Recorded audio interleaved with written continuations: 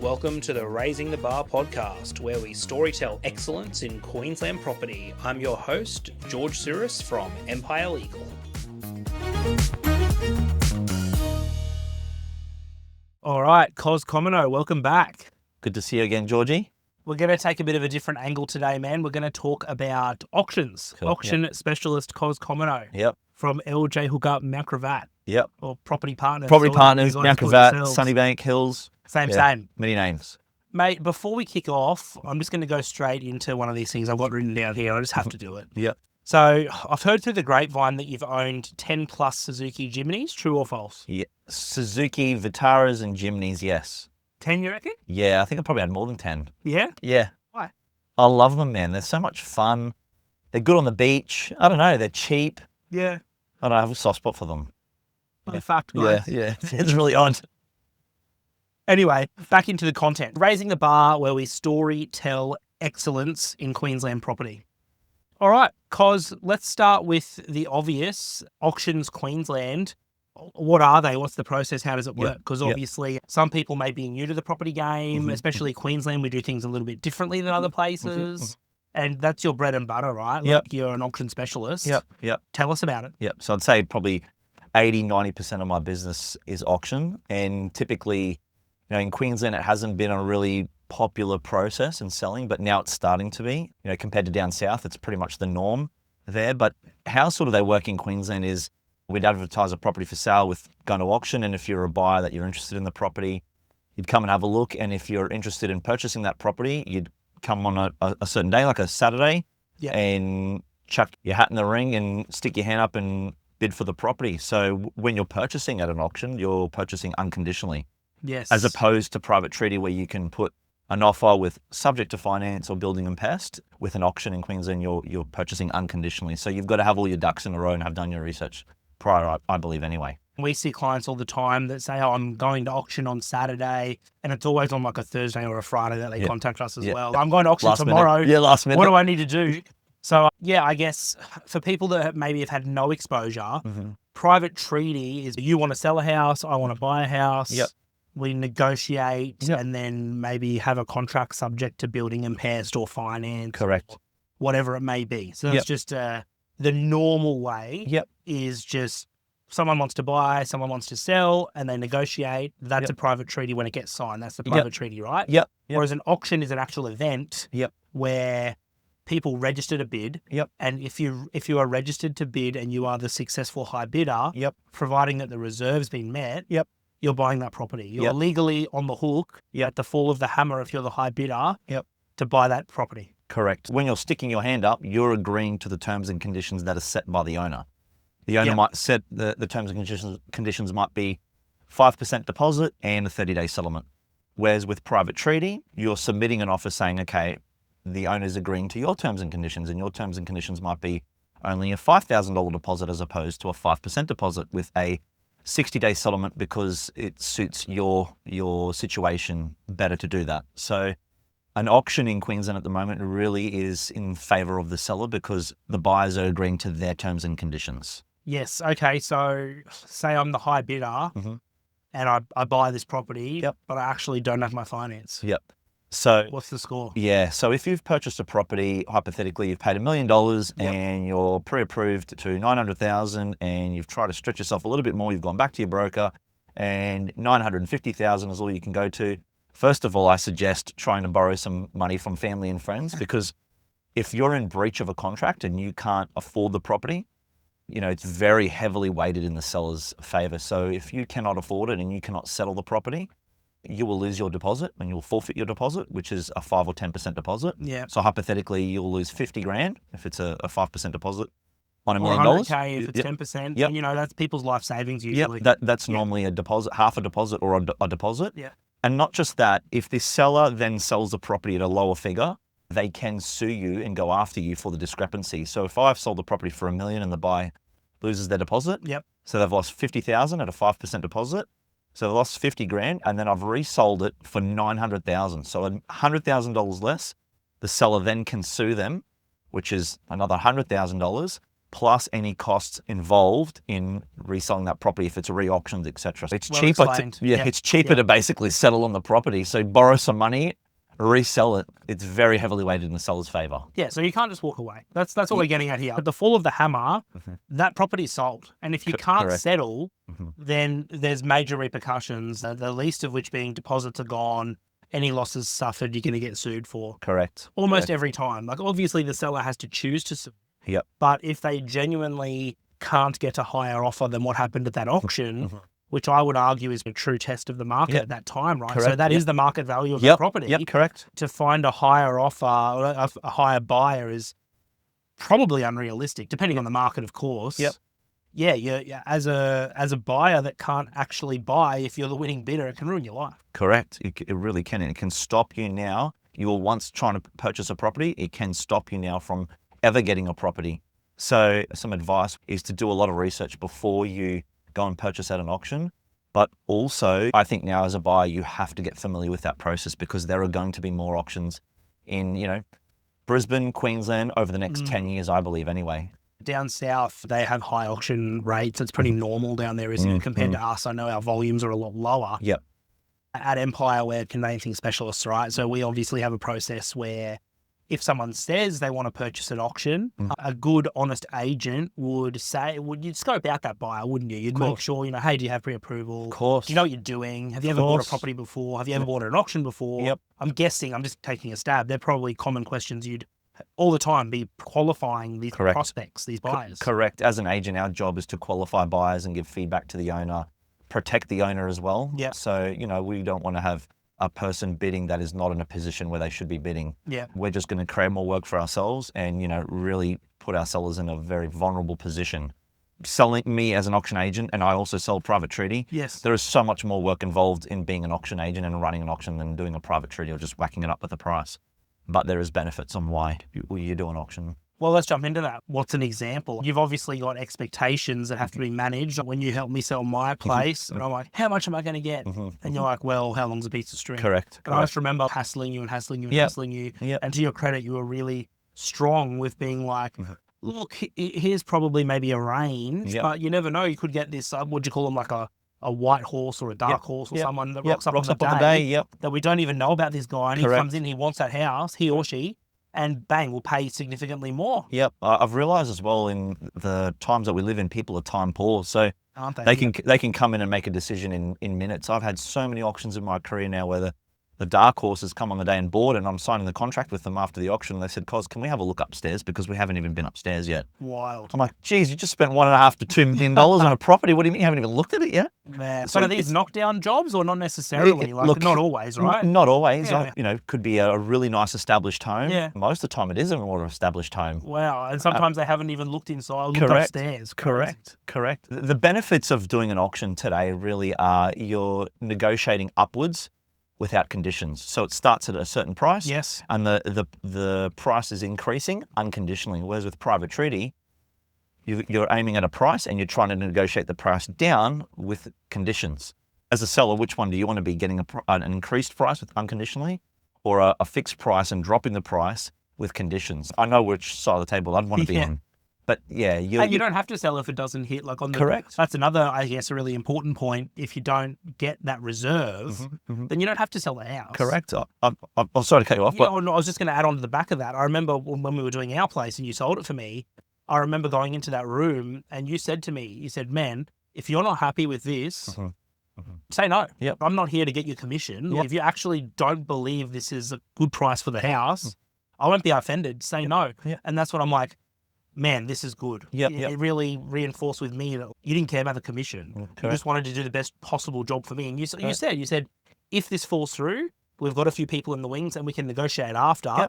But if you want it sold today and you want to walk away from this and it's done, we can go ahead with this. Correct. You gave me some options. I had one 2 weeks ago, got to 1.52 on the day, and I went up to them and they wanted a little bit more. And I could have put a lot of pressure on them and said, no, you're taking this. I didn't. I said, look, I think we can get more after.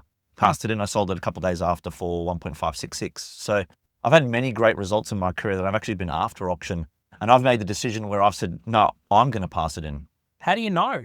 Experience? Experience, feedback from buyers, comparable sales. Yeah. It's not just like crossing our fingers. Once again, there's a lot of data that we can get Yeah. to make a decision and make an informed and an executive decision that, hey, this is going to be the best price and the best result. I've had auctions in my career that have surpassed the reserve by $500,000. I've had very successful auctions that haven't even hit the reserve and we've sold them. So it's really up to the seller's situation. Everyone's in a different situation. Yeah. That's the key, isn't it? Why does this seller want to sell this house? Yep. Yeah. I've had ones where, the bank's knocking on the door and I've had to sell it on a Saturday before the auction because literally the property's going to get taken. Like time is of the essence. We've done a few together, I think, actually now. Yeah. Years back, 5, 6 years ago. Yes. The client was in hot water. Yes. But the bank hadn't yet stepped in. They were about to. And I remember you called and you said, this guy needs some help. Yep. And you got it sold. Was he a captain or something? Was it? Yeah. A general or something like that. Yeah, and there was a few road bumps with getting the house ready for sale, paying tradies and stuff. Yep. But we got it done. And I guess that's also not so much talking about the auction process now, but just the strength of relationships. Yes. Yes. We get on the phone, we fix problems. Yep. So running an auction, it's a time frame. We've got to convert buyers into bidders. We've got to convert someone that doesn't have a pre-approval in place. Hey, have you had a pre-approval? No, we haven't. Would you like me to reach out to my broker who can help you? Exceptional service. I personally use him. So I would refer a broker. Hey, have you had a look through the contract? Oh no, we're not sure of this and this. And I do as much as I can to explain it. But they don't have trust as much with an agent as compared to a lawyer. So I would refer them to a lawyer. Hey, have a chat to George. Blah blah blah blah blah blah. So helping them get their ducks in a row, and it's ultimately doing the right thing by your client who's the seller. Yeah, well, look, agents, not all agents, but as a whole, I guess agents do cop a bad rap. But Of course. I think it's totally unfair. I mean, I've seen people think, oh yeah, you just sign this house up and then you make all this money. I mean, I've watched many, I know hundreds and hundreds of agents across Brisbane and the Gold Coast that we work with every day. And man, I always say, I wouldn't want to be you guys. First of all, 95% of agents don't make any money. It's the 5% that are making 95% of the income. Yeah. And the ones that are making the income are the ones that are working really hard, a lot of stress. What's the word I'm looking for? Phone calls, man. Phone calls. Like, we're a very heavy business in terms of we have a lot of clients, hundreds every month, new clients every single month. And we're on the phones all day. But with our firm, at 5 o'clock, our phones shut off. And that's a decision that we made for the happiness of our staff. Because law firms trade traditionally 8:30 or 9 till 5.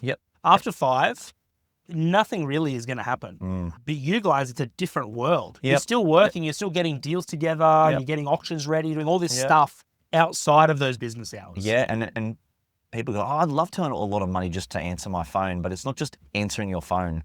That's the first part of answering the phone. The second part is, I'll have a call on a Friday night at 10 o'clock at night, getting someone ready for auction the next morning, a 9:30 auction. I'll have calls on Sunday night, having issues of paying their deposits because they've bought at auction on a Saturday and it needs to be paid by Monday 5 p.m. So they're freaking out. They're freaking out. Lawyer. Yep. And yeah. So they're relying on you. So you're taking on all this extra stress, and there's a reason at certain times the paycheck is good. Well, man, I literally had this written down, right? I've said, I've seen you at a wedding last year respond to a prospective buyer at 9 p.m. on a Saturday to close a deal. Yep. Shout out to Jono and Eleni. That was at their wedding. This is a real story.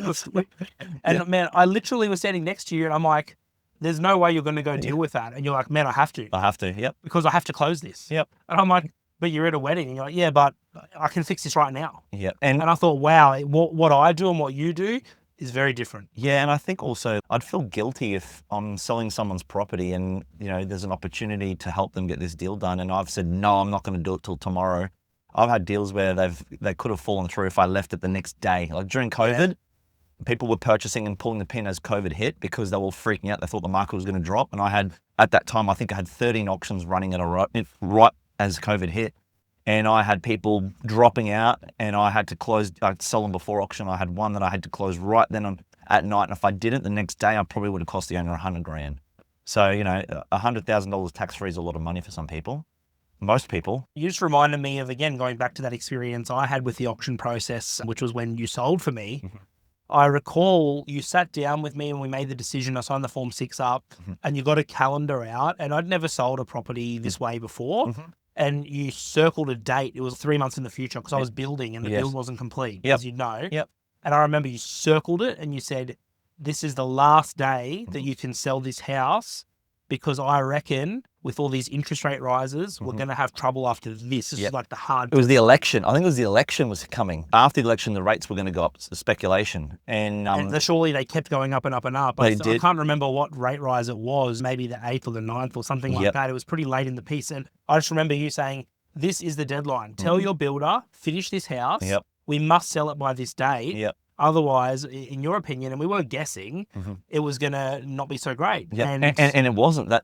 Man, once the my rates mind hit, popped. yeah, those couple months were really rough. Now the market bounced back, and the market always does. Yeah, up and down, but sideways. for me and my needs, because I bought another property, I had to get out of that one. Yep. I remember you saying, mate, whatever it takes, this is the deadline. Yep. And then we reverse engineered the campaign from like staging and all sorts of stuff to get ready for that. Of course. Yep. So there's a whole process. It's not just, once again, cross our fingers. We're planning ahead. We're gathering buyers to bidders, and we're getting unconditional sale. It's I like very that, straightforward. buyers to bidders. Because I guess if they're not bidding, they're not buying, are they? Correct. Yeah, you can talk the talk, but until you've got that paddle and you're actually bidding, you're nobody in the process. It's a bums on seat game. You have 2 bidders, you have 22 bidders. You're probably going to have a better outcome with 22 bidders. But I've had auctions in my career where I've had 1 bidder. I had 7 last year where just 1 bidder. We sold it on the day with 1 bidder above reserve. It's hard to do and it takes time, and you've just got to find out their situation. As much as you work for the seller and you know their situation, Yes. you got to find out the buyer's situation. Why are they buying this property? Are they motivated? Are they Is it a dream motivated? property, or are they they're not really that emotionally invested and it's just some investment property for them? Why are they purchasing this one? Is mum and dad close by? Is this the only one they've seen? Have they got all their eggs in one basket with this one? So it's up to the agent to find out and ask all these questions, because the more questions you ask, the more information you're going to get. And I guess you're asking those questions over and over and over again, aren't you? You've got to qualify all of these buyers. Yep. Yeah. What sort of bidding power do they have? Yeah. What type of person? Timeline? Well, what type of personality are they? They're very dominant, aggressive person. So they might bid very aggressively, and you might have them as one and a very timid bidder. So you've got to work out the personality type, the situation. There's so much more involved behind the scenes of creating competition and having a good auction. All right, so that probably works perfectly close with jumping into the next section, which is why are you so passionate about the auction process for your clients? I mean, the lion's share of your business is now auction. Tell us more. Yeah, so I've had too many success stories with that auction process, and I've done a lot of private treaties, just putting it up for sale with a price. Yep. I've just had too many great results, too many success stories with that process, so I've stuck to that process. And there is more work involved for the agent, but there's more recognition for the agent. There's a better outcome for the seller, statistically, in the areas that I sell in. And once again, you're getting an unconditional sale. That's so important. As humans, we can just change our mind straight away. Oh, seller's remorse is also a thing. Yeah, right? Buyer's remorse, seller's remorse. And seller's remorse. Yeah, on both sides. Yep. I had one last week. Someone called and said, I'm the seller. We weren't representing these people, but it was a friend's friend. They called for some advice. And I just don't want to sell my house anymore. Yep. And I said, oh, well, too bad. Shouldn't have signed a contract. Did they pay the deposit too late or something where you can get look, to pull out? There's always a few little tricks we can try, but I asked all those questions and there was no way out for this guy. Yeah, I said, man, you got seller's remorse. Like, sorry, you shouldn't have signed the contract. Sorry. And if that does happen, it's either the situation has changed or maybe they feel like maybe they've undersold the property. So it's probably the agent hasn't given them enough information and helped them make that decision. They've kind of, left with what if we did this or what if we did that? Or like I said, the situation's changed. I remember years ago when we first started working together, did you call it, there was like the 3 Ds or something? It was like... Yeah, why everyone sells? Yeah, why people sell. There's a formula for this, right? Yeah, so I've never in my career ever had anyone call me and say, I'm selling because the market's good or I'm selling because the market's bad. They're either relocating, they're upsizing, they're downsizing, and with death, divorce, downsize, upsize. So they're normally the 3. Divorce, downsize are the usual motivators on why someone would sell a property. Yep. They might say, I invest to cashing up, but they might have had a death, they might have had a divorce. There's a real reason behind it why they're actually selling. Yeah. You see all the time, parents' property, parents pass away. The second it's pretty rough when you think about it like this. Yeah, Like, yeah. they've just passed away. Yeah, the second they get the property. Man, the kids are like, can I sell it right now? Yeah, And we yeah. get questions all the time from agents going, how do I do the Form 6 properly so it's correct? Yeah, has it gone through probate, all that sort of stuff? It can be sold straight away, but Yep. you think, yeah, that's for sure. Death, divorce, pretty self-explanatory. Yep. They don't want to live in the same house anymore. Yep. And the downsize / upsize, Yep. yeah, we can't fit in the house Yep. anymore. We need a bigger don't house. Need a big house. Yep, we don't need a big house. We're going to move to an apartment. Lifestyle change. Lifestyle change, yeah. Yeah. So the lifestyle change always goes to divorce, the downsize, that sort of stuff. Like, I've had too many success stories with the auction process. I don't know how many auctions I've done now in 10 years. Maybe almost 1,000. I've had so many great success stories. I've had some tougher scenarios as well. They're not always, yay, 200, 500,000 over reserve. And I guess you'd have instances where people don't even register, right? Of course. Does that actually happen? Yeah, many times in my career. What do you do? Once again, it's just a process. So we've Yeah. tried to sell it at auction. It hasn't happened. Yep. We've passed it in and now we're going to put for sale. And when you change it to a for sale, it's like you're starting again. You're a new property. Whereas if it's you're on, fresh. it's fresh. If you Yeah. go on the market with for sale, you're on the market for 4 weeks and you haven't sold it, you might be getting stale. Whereas with an auction, you've tried to do the auction process. It hasn't happened. Then you can do for sale after. So there's, that second chance. It's like a second wind, yeah. Second wind. Well, okay, let's just jump into that a bit deeper then. Mhm. So there's some people that are heavily in the auction camp. Like you obviously believe in auction, but this course. was an example of, say, I don't know what this property was, but obviously it didn't attract interest. Could that have been the property, the market? Yep. I mean, there's obviously heaps of reasons, right? Many why factors. wouldn't people in this situation end up registering? Yeah, many factors. One could be the property itself has a lot of hurdles. One could be the market's really tough. So 2016 and 17, the market was nuts. Yeah. And then 2018, it turned very quickly because of the banking world. There was a Royal Commission, a lot of properties on the market sitting. So buyers had a lot of choice. There weren't as many buyers. And the buyers that were around, they were putting offers with just the stupidest conditions. And it was a very tough year. So the clearance rates dropped. And I think at a low that year, I remember, I think it was like 22% was the clearance rate. And in Sydney, they whinge when the clearance rate is at 70%. Yeah. It's a bad market. Mate, that's a very good market to me. Yeah, well, it's funny. You never even think of factors like it could just be people can't get the money. Yep, people can't get the money. Yep. But then there's obviously on the other side of the coin, there's all these people with money that are Yes. looking for a bargain. Yep, correct. I've had a lot of mortgagee repossessions. I've done public trustee auctions, and they normally do really well because everyone thinks they're going to get a bargain. Yeah. You've got everyone that comes out of the work. Excited And, for it, yeah. yeah, and the competition. Heaps of bidders. Heaps of bidders pushes the price up. Auction process. Auction It's great, process. It works. Yeah. The other thing I think that's important as well is with pricing the property, everyone leans on the agent to get the price correct. And we don't always get the price right. Yeah. I've had ones where early on in my career, I've overpriced it. I thought, oh, that's going to be worth that. And it just wasn't. Yes. And not as many people came through. I've had ones in my career where I thought, okay, it's going to get this price. And I've priced it and I've had so much interest and I've sold it for 100,000 above the list price, not offers over, but above Yeah. the list price. I've had so many auctions recently where, okay, it's going to sell for between 1 to 1.1. Seller wants 1.1, might get him 1.15 and it sells for 1.6 million. Like, crazy. We're just way off because the market's just moving so much and we can't keep up with the market.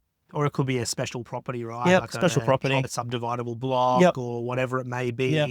Really nice property. You only need 2 people, right, that really want it. Or even you said before, One. one. Because Just you one. can vendor bid. Yep, can vendor bid. Can you just quickly explain that before Yeah. we wrap this up? Like vendor bidding, what is it? If your reserve is 1.5 million and you're at the auction and the auction stops at 1 million, your auctioneer can do a vendor bid on behalf of the owner, unlimited. A million bids, but not above the reserve price. So if the reserve is set at 1.5, Yep. then they can only go to that figure and not above. I set 2 reserves when I run an auction, so I set a really high reserve, Yep. just in case we need to do vendor bids and we can get it above. So if the seller wants 1.5, I'd set a reserve of 2 million. So you can set 2. I can set 2 reserves. So I'll set Okay. a really high reserve and Yep. then a worst case reserve where I can come Okay. and talk to them. Okay. And the high one's there just on purpose to try and get someone up against the auctioneer. A bit more in the tank. Yep. Yeah, okay. Yep. We can extract a little bit more. But with a good auction, you shouldn't be doing vendor bids Yep. because you have competition, a lot of people bidding. But if you need it, it's there. If it's only one bidder and it's the auctioneer, it's almost like you're doing a private treaty where instead of writing it down on a contract, they're going, I want to pay 1 million. Well, the seller wants above 1.2. All right, I'll go 1.3. It's Well, a the seller wants process. 1.4. If I've only got one bidder, I explain it to them like that and how we're going to negotiate it almost like a private treaty deal right now, but Yeah, it's a live. good analogy. Well, it's like what Live. it is, isn't it? You're Yeah. correct. It's Yeah. exactly what it is. Before we wrap up, just one more thing I wanted to touch on that I think you do surprisingly well, because I guess, as we know, raising the bar, we're looking at storytelling excellence. I watch you every Saturday religiously. I've got you on my Facebook. You put the prices you're getting for your auctions, and it seems to me a lot of the time, Sally wanted 1.1 million. We got her 1.2 million at auction. And then the next weekend, Bruce selling his house, he wanted 1.2 to 1.3. We got him 1.35. Man, I see that happen pretty much every weekend. Like, what? Tell me more. Tell me more. Because you're one of the only agents I see consistently doing this on social media. So props to you. Thank you. I've been following this for years. Thank you, George. A lot of hard work in the background. Going back to what we spoke about last time, letterbox dropping, and you do one letterbox drop, it's not going to really be powerful. I'll grab and put in the bin. But if they get a letterbox drop every week for 10 years from the same guy who's selling everything in the area, you're probably going to get a call eventually when they want to sell. It's the same thing with my social media. That's like my letterbox drop every week, and it's a little story. They're real stories. People love storytelling. Yeah, like stories sell. Yeah, Facts these are real clients. They're real houses. Real houses, real stories. Yep. I've got so many I call them case studies. I've got so many case studies. It's a little story about what happened behind the scenes, what they may have wanted, what their situation is. Yeah. I've gotten a lot of business from social media over the years. Is it Facebook? For you, it's Facebook, isn't it? Facebook, yep. Because a lot of people knock Facebook saying that it's dying. Nah. Mate, somehow my eyeballs seem to see what you're putting on Facebook. Yep. I'd say me personally, and probably a lot of people in our age group, are spending a lot more time on Instagram. Of course. So, you know, they're going to be potential buyers. They're going to be potential sellers of Instagram and Facebook. I do both. But I'm seeing you on Facebook. So what you're doing is working. Man. Yeah, and it has worked. And it's a story about what's happened. And anyone that's reading that, like you're seeing it once, third time, fifth time, 50th time, going, okay, we're going to sell 100th time. We're going to get this guy to come and have a look at our place and see what he thinks. And I have that weekly.